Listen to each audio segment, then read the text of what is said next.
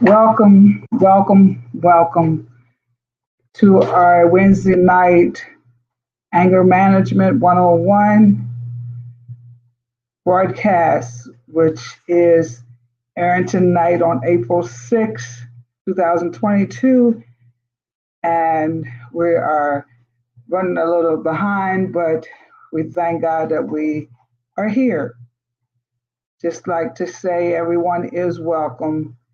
And to our Hagerstonians, we will need your support in getting a certification form so that we can continuously receive funding for these classes. We appreciate you as much as you appreciate us for offering these services to the public. Also, we would like to begin tonight with our food for thought. And I love the food for thought that I bring up and that others give me to present to you.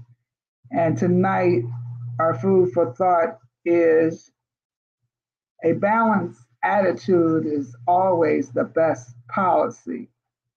We are to always use wisdom and discernment in our dealings with others. In fact, we are to be wise as serpents and innocent as doves. We don't have to totally open our hearts to everyone we meet without using any caution. On the other hand, we don't have to look at everyone with a negative, suspicious eye, always expecting them to take advantage of us. We can be wise and innocent at the same time. If you think about the food for thought, many of us, we always want to look at everyone with a negative eye and always suspicious, but that's not normal. That's not healthy. And it makes us angry and act in ways that we shouldn't. But we just want to put those thoughts into your mind tonight, your heart, so that you can be wise and innocent at the same time. We're going to begin going over some things that we have talked about. We're just about near the end of our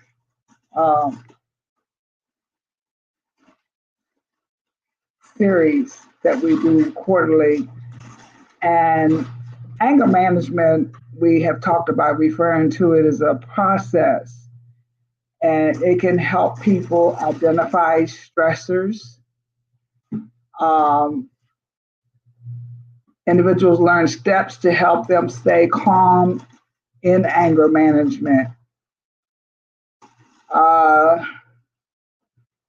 Then they are they handle tense situations in a constructive, positive way.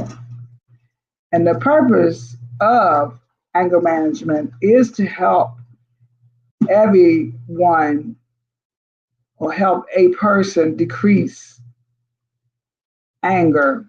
It reduces the emotional and physical arousal that anger can cause.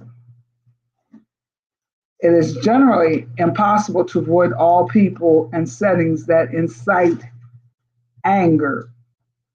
But a person may learn to control the reactions and respond in a socially appropriate manner. And we just like to share with you when you have the support of mental health professionals, this may be helpful in your process. We like to just look at something here where it says exploring the roots of anger. Many different events can make someone angry, and internal events such as perceived failures, injustices, or frustrations. External events such as loss of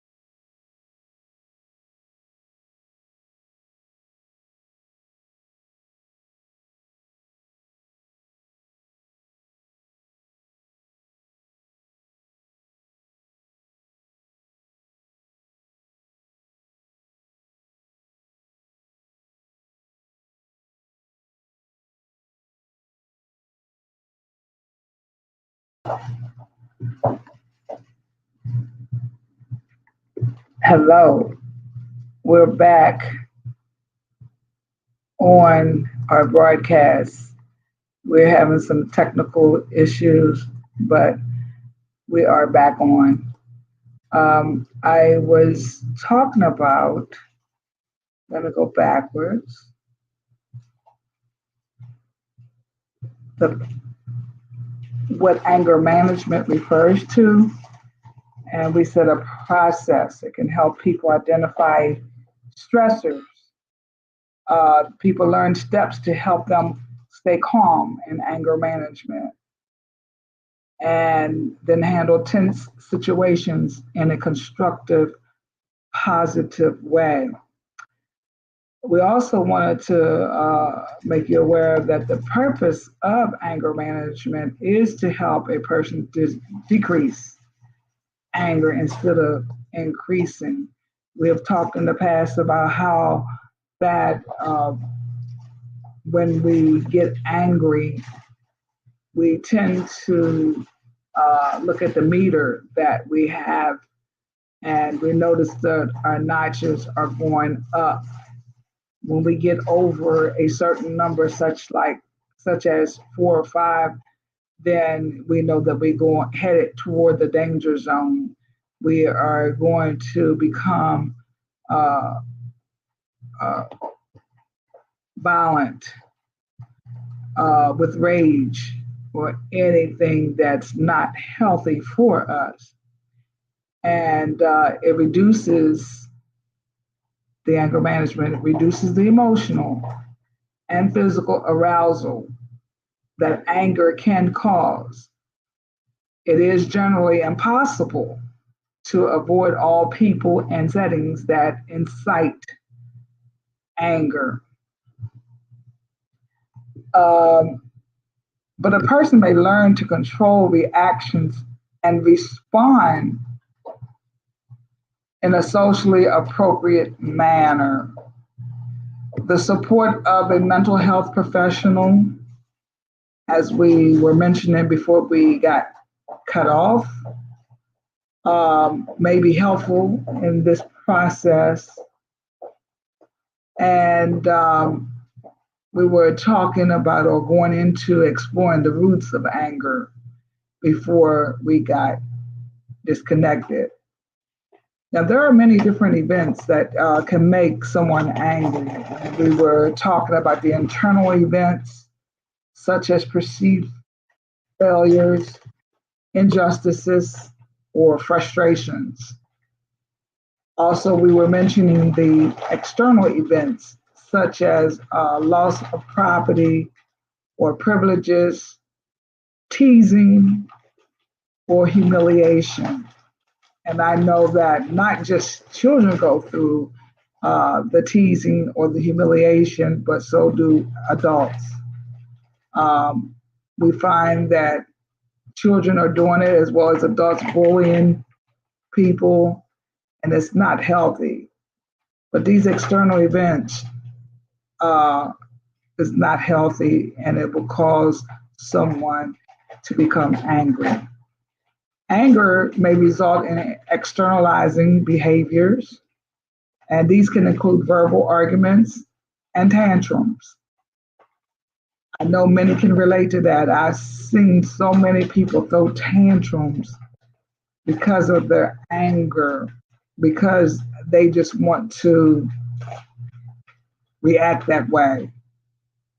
And they don't think before they react. But we have talked for some weeks now about thinking, not only thinking, but also use different methods to calm yourself down.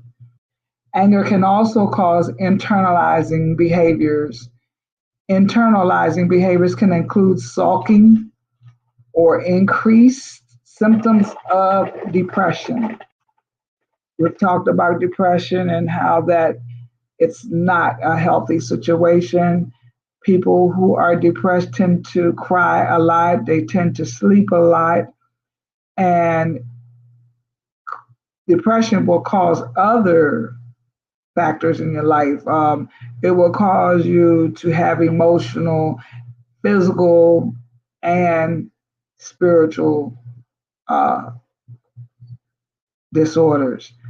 And we cannot allow anything to stop us from being whole or being that complete man. When I say man, I don't mean just gender, but I mean the human race.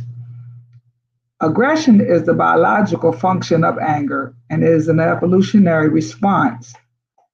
And this helps prepare you to fight off threats.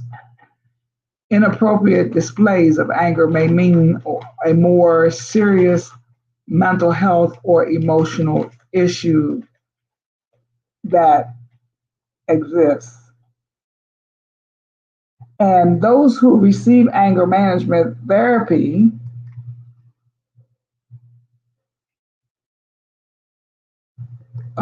skills to slow skills, they slow down the reaction to anger. This can help them identify the reason for their feelings. The roots of anger may be buried in emotional trauma, addiction, grief, or other issues. I was bringing that out last week. You know, oftentimes we have not gotten to the root of the situation. What was the cause of it? But then when you think about it and you dissect the situation, you will find that it's buried in emotional trauma or because of addiction of some sort or because of some loss, whether it be death or whether it be loss of property or loss of friendship or relationship or any other issues. But a natural inclination may be to find temporary relief in lashing out. When you find yourself lashing out, becoming violent, you are really in the danger zone. This can obscure the true cause of anger. If this is the case for you, working with a therapist or mental health person might be helpful for you. Now, the history of anger management, these dates back thousands of years in human history. Prominent figures in the history of anger management include Roman philosopher Lucius Annius Seneca, 4 BC to 65 AD. Greek physician and philosopher Aelius Galenus, 129 to 216. Francis of Assisi, 1181 to 1226. These figures highlighted the importance of adjusting one's perspective of events. They also supported avoiding situations which could incite rage.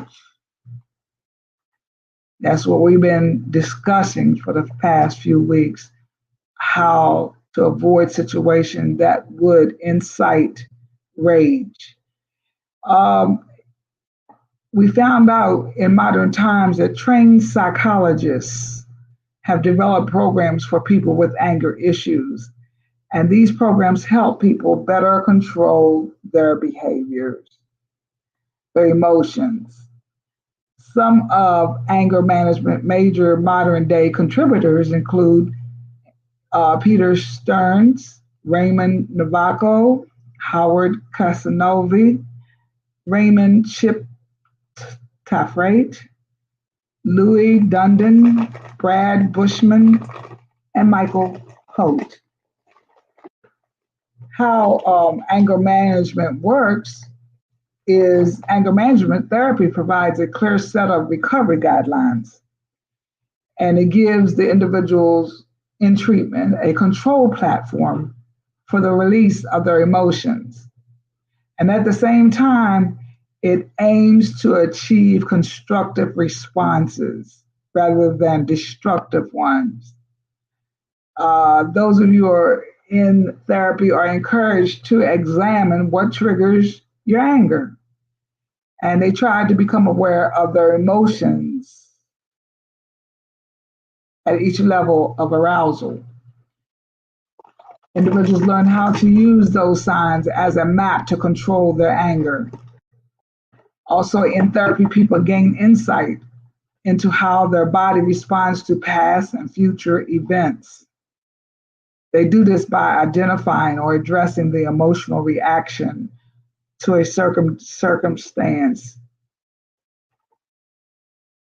Therapists also help people notice anger responses that may be defense mechanisms for other concerns. These concerns might be depression, anxiety, or other mental health issues. Anger management therapy often helps people with anger issues. It may also help the people who make up their social network. Uncontrollable anger may lead to harmful psychological and physical conditions.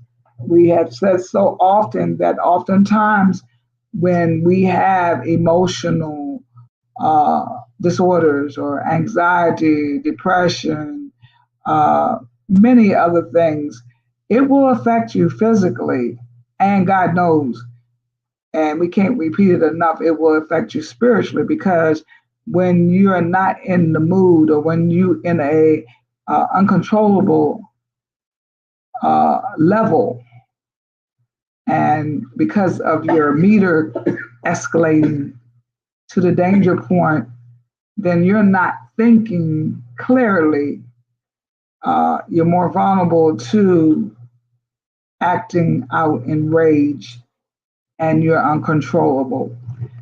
It may lead to harmful psychological and physical conditions, as we stated, and anger management helps to reduce and control anger. This allows you to reduce stress. When you are stressful, it tends to affect you many ways. That's why we were talking about the different techniques, methods that we use. We take in our breath, hold it, let go of it, and you do it so many times until you calm down, until you feel more relaxed, until you feel like you're not going into that anger zone to where you are going to becoming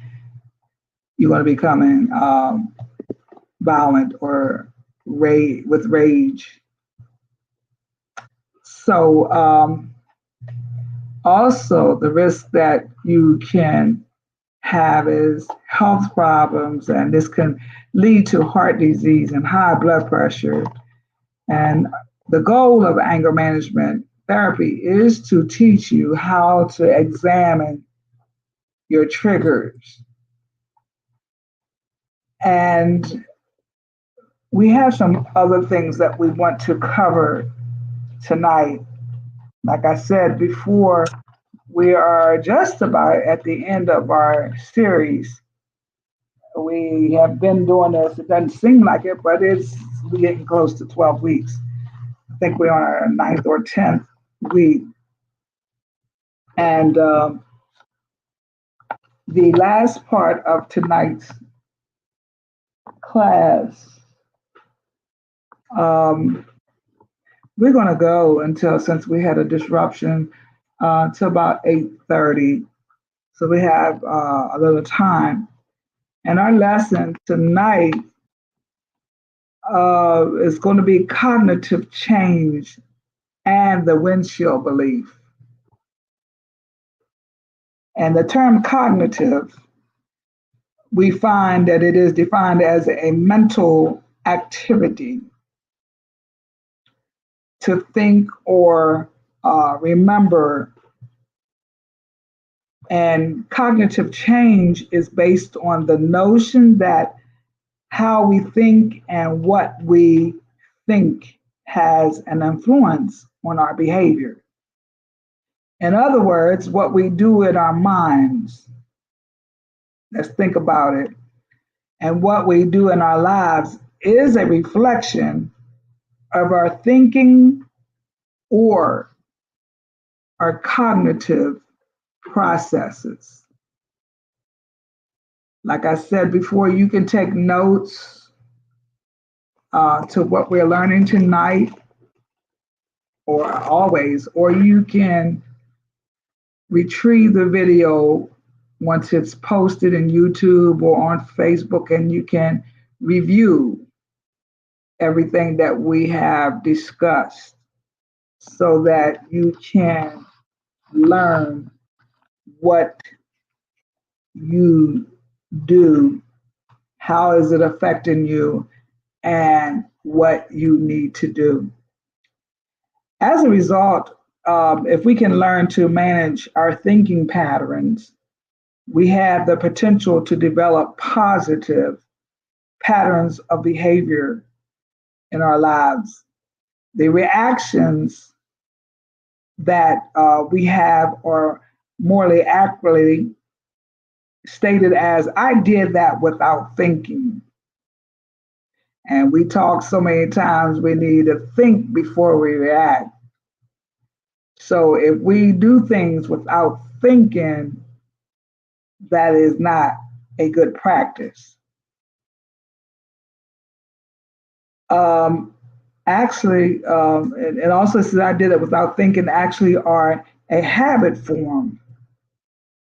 We need to break that habit. And that's why we're talking tonight about change. A lot of people don't like to adapt to change, but adapting to change is really good for us. I did, and it's made me a healthier individual. It's making me more whole. Also, with all this said, if our cognitive patterns contribute to habits and behavior, then if we can identify the thinking patterns, then we can learn to manage or even change them. We need to make some changes for the better. And people said, well, change is not good. Change is good, especially if it's going to be for the betterment of you. It's going to help you to become whole, WHOLE. It's going to help you to become healthier individuals. Negative thinking to positive thinking reinforces the appropriate behaviors. Let me repeat that so that you can get it. Negative thinking to positive thinking, reinforcing the appropriate behaviors. Now we're going to speak on self-control modules.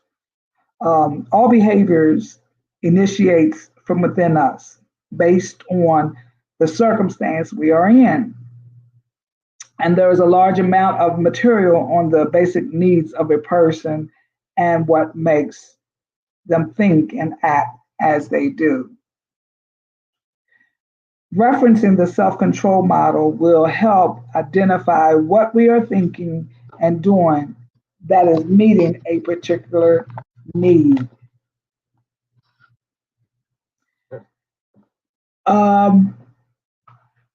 Let's see here. In research on Maslow's hierarchy of need is beneficial for what we're talking about tonight. And we're going to identify the 5 basic needs. Number 1, freedom. Number 2, love and belonging. Number 3, mastery. Number 4, joy and fun. And the last one, number 5, is survival. Let's talk a little bit about each basic need. Freedom is the need to move around at will, to make our own choices, to associate with whom we choose, and to think whatever we want. When we feel in control, we feel like, well, I'm grown. I can make these choices. I can make these decisions.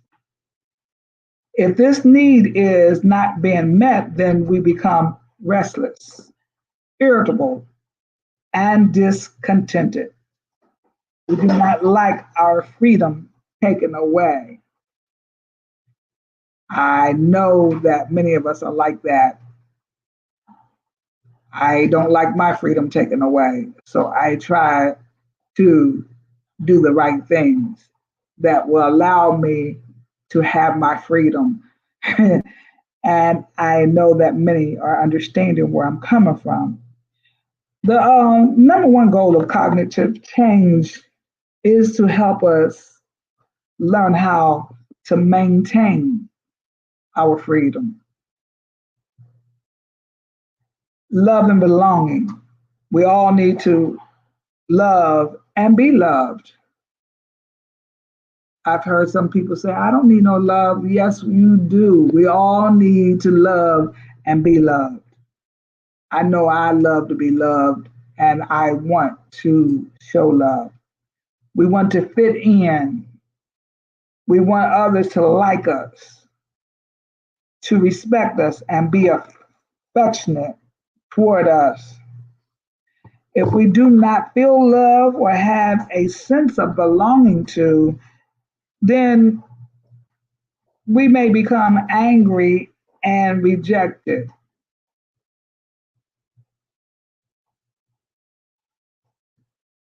Think about it. You may feel like you are not loved or have a sense of not belonging, then you may become angry and rejected. Okay, the next need, mastery. We desire a sense of power over our lives. We try to be good at something or skilled. At times, the need for mastery is twisted into a desire to dominate or control our own behavior. And this type of thinking rarely works. So if we do not feel mastery, we may feel helpless and the desire to control or dominate others.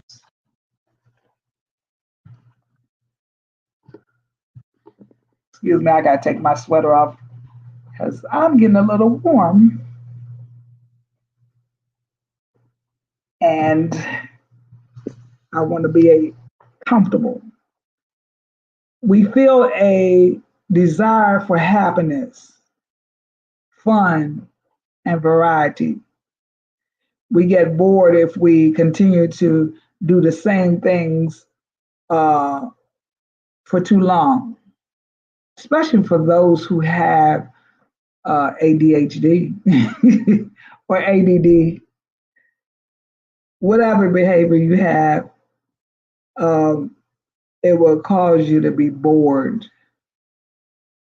and you want to change what you're doing. This may cause us to seek out new and different people, places, things, and experiences. Survival. We want to survive, and if we feel threatened, this will cause a reaction or cognitive action. Survival is a need expressed in our desire to have children and leave a legacy. If we do not have a healthy pattern of thinking, then our survival response will be negative. And individuals become so pained by their inability to get one or several of their needs met, they will harm themselves. And that's where you need help. You need to think before you react. You need to consider some things. You need to change some things, and you need to obtain a therapist so that you will not harm yourself.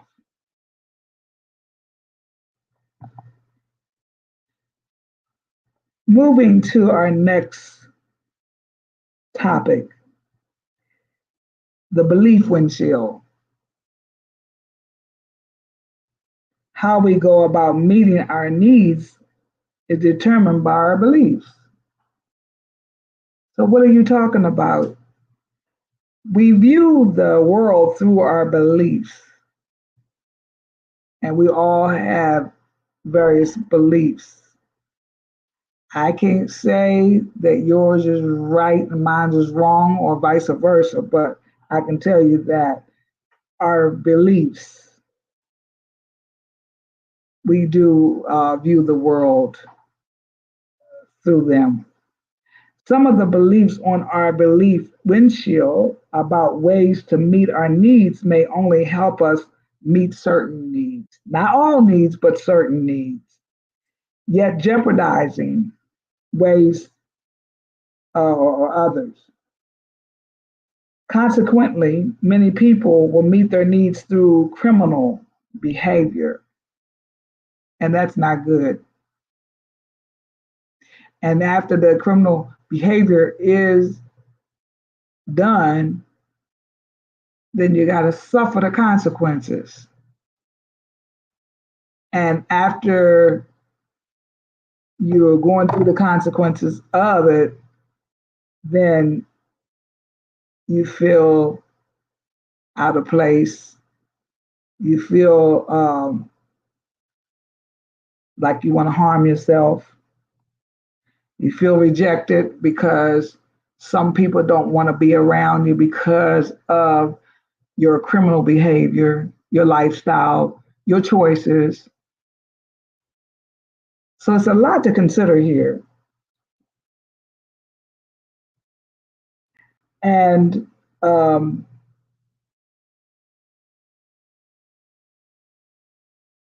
consequently, many people will meet their needs through criminal behaviors or manifesting anger or rage. And that's unhealthy. So our beliefs tells us what rules to follow in meeting our needs. And these rules are like the signposts on the highway telling us which way to go in life to get our needs met. When we look at our beliefs and rules, it is important to notice what our aim and purpose is. Can anybody tonight think, and not only think, but admit what your aim and purpose is? The thought in your head at the time we act reflects the need we are meeting.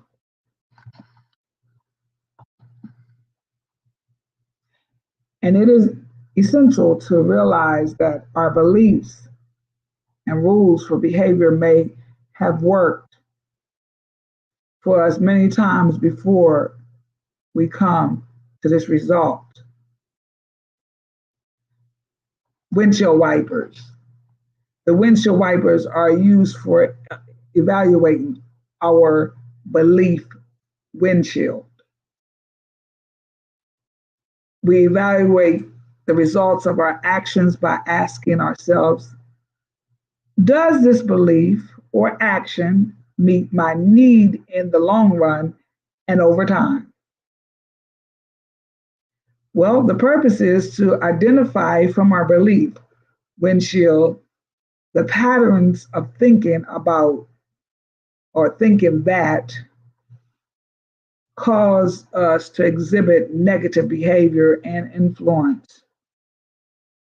We can use the windshield wipers to constantly keep our windshield clean so we can stay on the road to our goal, if maintaining our freedom. We're going back to the first need without getting into a wreck. I hope you're understanding that scenario.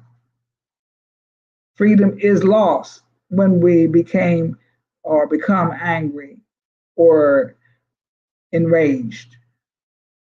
He who angers you controls you. It's something to think about.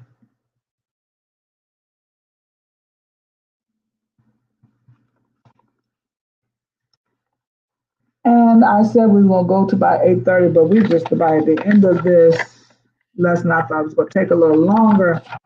But what this means, and this is what we're gonna conclude with, is very simple. People always act according to what they believe.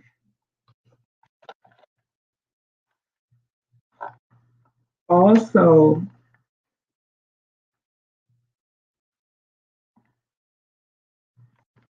I want to know before we cut off, are there any questions? We are giving you the opportunity and the freedom to ask questions on what has been discussed tonight, what has been shared with you, and if you have any comments on what you heard, we give you the opportunity to post your comments, and you can post them on Facebook, and I can see them if you post them. I don't know. Let me see. Show.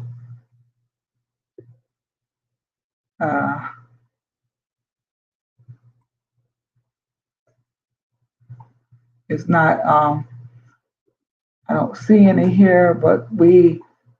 Oh, here. It's if you have any, you can post them, and I will see them. I can respond to them.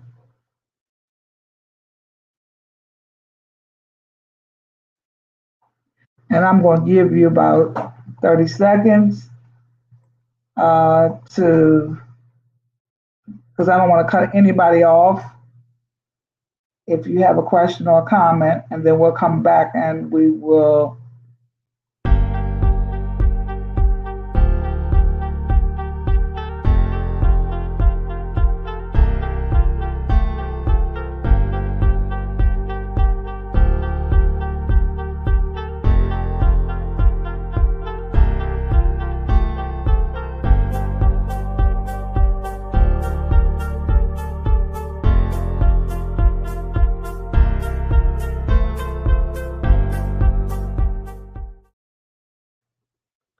Okay, I gave you a little time to think, to comment,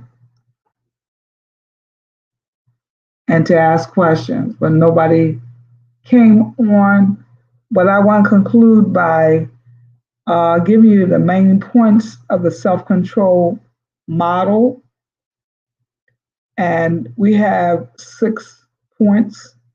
Behavior always has a purpose. The purpose is to try to meet our needs. The way we try to meet our needs is based on our beliefs.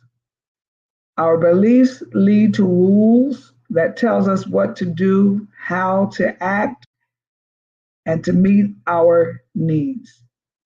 We have to evaluate whether our beliefs, attitudes, and actions are helping us to meet our needs. And lastly, if not, we need to change them if we want to succeed in life. People always act according to what they believe. And you can ask yourself these questions as we go off air tonight. I want you to ask yourself these questions, and we will be back on next week, same time, but prayerfully without any interruptions.